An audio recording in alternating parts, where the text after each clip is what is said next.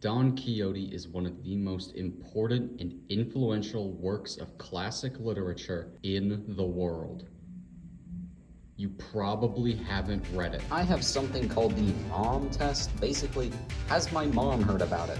If so, it's probably popular. Now, Don Quixote did not pass the mom test when I first read it, but that was a while ago, so we're gonna have to go back to the past just for a second.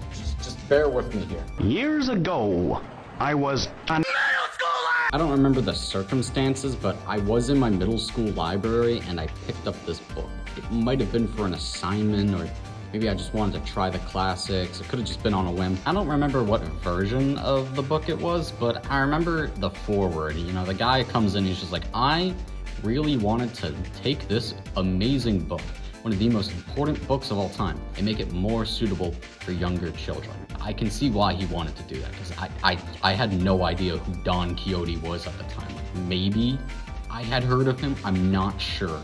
I really doubt it. It's from Spain. Who is the titled character of our book? Who is our brave, gallant knight? Who is the mythical man in armor named Don Quixote de la Mancha? A ding-a-ling! Wingnut! Knucklehead McSparzatron! Don Quixote is not his born name. That would be Alonso Quijano. He's just some old geezer who read one too many Arthurian legends and tales of great knights, and now he wants to become one of the heroes himself. Ah, okay. Wow. He dons some shoddily made armor, a wooden stick for his lance, and he rides his trusty mule off onto adventure without telling his niece or anyone else. He gives himself a name, Don Quixote de la Mancha. Also, he takes some random stranger with him named Sancho Panza, his donkey riding squire, who abandons his family to join him because he was promised his own island and riches by Donny Boy himself. What a great couple there. And so they set off on an epic adventure to battle beasts, save innocents, and make a name for himself in the great country of Spain.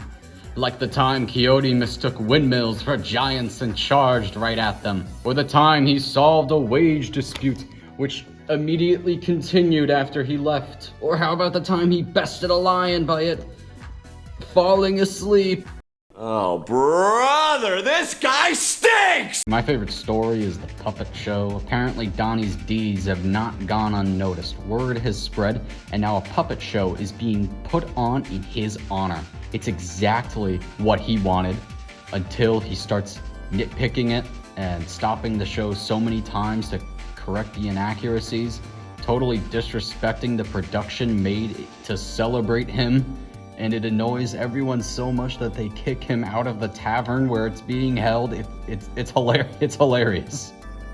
He's so funny. Both Quixote and Sancho are just perfectly suited for situational comedy, or rather, it feels like you could write an infinite amount of situations about these guys. They're like cartoon characters, like Mickey Mouse. Like, it's always fun to see Mickey Mouse get up to a wacky scenario because he's just animated in a very interesting way.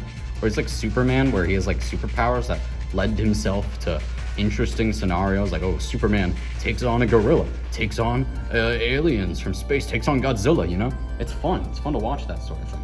That's why I kind of think Quixote's so genius, you know? You put him in a situation and it's always going to be interesting because he believes in his own hype so much. He's just one of those characters so perfectly suited to being put in a situation, you know? Like, I said Mickey Mouse, I said Superman, but like, I'm talking like real public domain, well, I guess one of those is, but like, real public domain guys, you know, like Robin Hood and King Arthur, you know?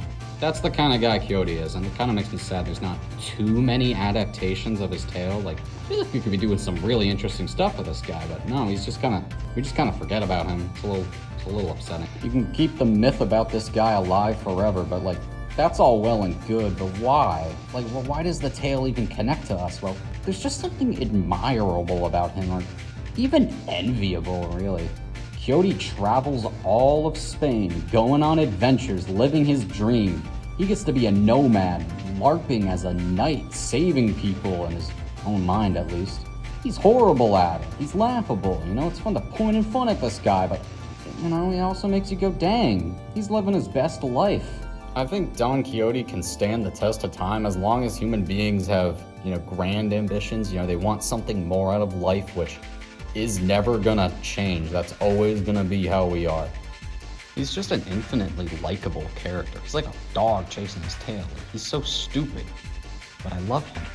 There's nothing wrong with him. The guy who did make it made a sequel 10 years later where in-universe people made sequels to the story of Don Quixote, and then Don Quixote himself goes and fights them because they mischaracterized him, like in the puppet show.